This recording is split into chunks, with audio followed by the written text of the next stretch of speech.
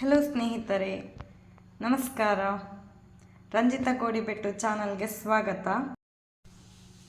ಇವತ್ತು ನಾನು ಹೆಸರು ಬೇಳೆಯಿಂದ ಸಾರು ಹೇಗೆ ಮಾಡೋದು ಅಂತ ಹೇಳಿಕೊಡ್ತೇನೆ.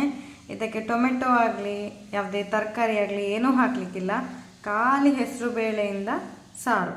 ನಾನೀಗ ಈ ಗ್ಲಾಸಲ್ಲಿ ಒಂದು 1/4 ಗ್ಲಾಸ್ನಷ್ಟು ಹೆಸರು ಬೇಳೆ ತಗೊಂಡಿದ್ದೇನೆ.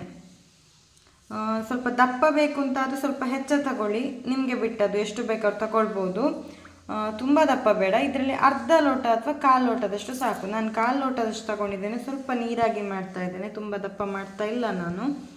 ಸೊ ನಿಮಗೆ ಸ್ವಲ್ಪ ದಪ್ಪ ಬೇಕು ಅಂತ ಆದರೆ ಸ್ವಲ್ಪ ಹೆಚ್ಚು ಹಾಕ್ಕೊಳ್ಳಿ. ಅದು ನಿಮಗೆ ಲಾಸ್ಟಿಗೆ ನಾನು ವಿಡಿಯೋ ಎಲ್ಲ ಆದಮೇಲೆ ದಪ್ಪ ಬೇಕಾ ನೀರು ಬೇಕಾ ಗೊತ್ತಾಗತ್ತೆ.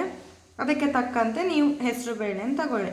ಇದನ್ನು ನಾನು ತೊಳೆದು ಬಿಟ್ಟು ಒಂದು 3 ವಿಷಲ್ ಮಾಡ್ತಾ ಇದ್ದೇನೆ. ಈಗ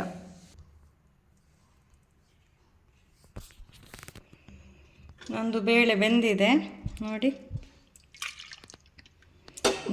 ಇದು ಹೆಸರು ಬೇಳೆ ಆದ ಕಾರಣ ತುಂಬ ವಿಷಲ್ ಬೇಕು ಅಂತಿಲ್ಲ, ಬೇಗನೆ ಬೇಯತ್ತೆ. ಸ್ವಲ್ಪ ಹೆಚ್ಚು ನೀರು ಹಾಕ್ಕೊಂಡು ಬೇಯಿಸ್ಕೊಂಡಿದ್ದೇನೆ. ಇದರಿಂದ ಸಾರು ಹೇಗೆ ಮಾಡೋದು ಅಂತ ನೋಡೋಣ ಬನ್ನಿ. ಒಂದು ಸ್ವಲ್ಪ ಹುಣಸೆ ಹಣ್ಣಿನ ರಸ ಇಟ್ಕೊಂಡಿದ್ದೇನೆ.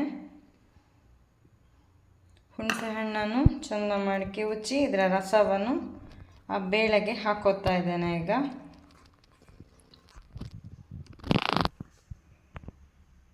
ನೋಡಿ, ಇದಕ್ಕೆ ನಾನು ಹುಣಸೆ ಹಣ್ಣಿನ ರಸ ಹಾಕ್ಕೊಂಡೆ.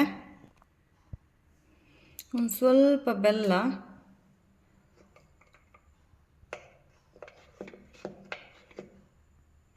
ಸ್ವಲ್ಪ ಅರಶಿನ,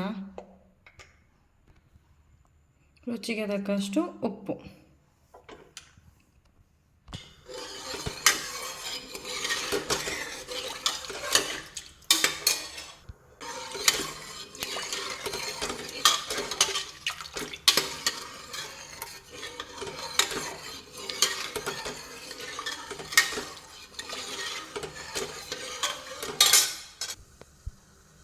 ಖಾರಕ್ಕೆ 2 ಹಸಿಮೆಣಸಿನ್ಕಾಯನ್ನು ಹೀಗೆ ಉದ್ದುದ್ದ ಸೀಳಿ ಹಾಕೋತಾ ಇದ್ದೇನೆ.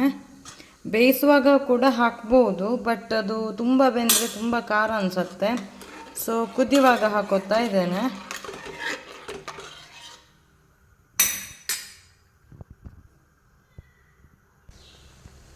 ಸಾರು ಚಂದ ಕುದಿ ಬಂದಿದೆ.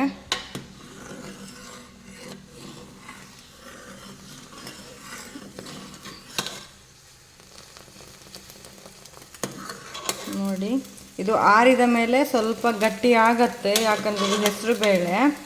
ಸೊ ನಾನೀಗ ಒಲೆ ಆಫ್ ಮಾಡ್ಕೋತಾ ಇದ್ದೀನಿ. ಇನ್ನು ನಾವೊಂದು ಇದಕ್ಕೆ ಒಗ್ಗರಣೆ ಹಾಕೋಣ. ಸಾರು ಕುದೀತಾ ಇರಬೇಕಾದ್ರೆ ಇದೊಂದು ಸಣ್ಣ ತುಂಡು ಶುಂಠಿ ಜಜ್ಜಿ ಹಾಕೋತಾ ಇದ್ದೇನೆ.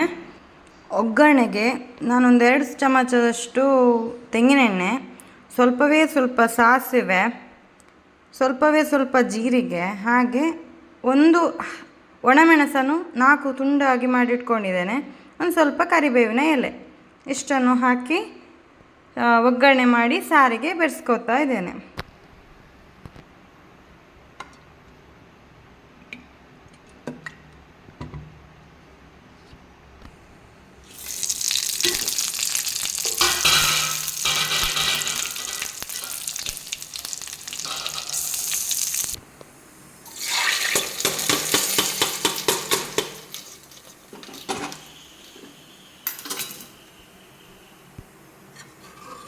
ನಮ್ಮದು ಸಾರು ರೆಡಿ.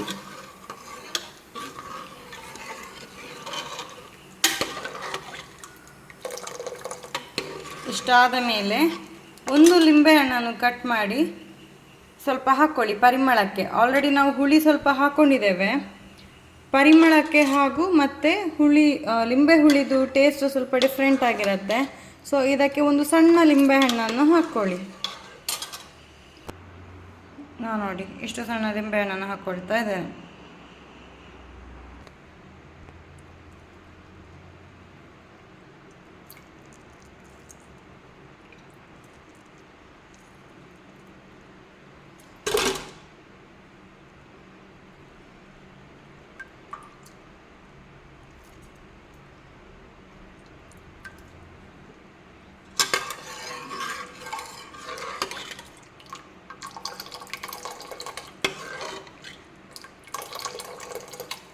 ಹೇಗಾಗಿದೆ ನಮ್ಮ ಸಾರು ಅಂತ ನನಗೆ ಕಮೆಂಟ್ ಮೂಲಕ ಹೇಳಿ. ಲೈಕ್, ಶೇರ್, ಕಮೆಂಟ್ ಮಾಡೋದನ್ನು ಮರಿಬೇಡಿ. ಹಾಗೆ ಸಬ್ಸ್ಕ್ರೈಬ್ ಕೂಡ.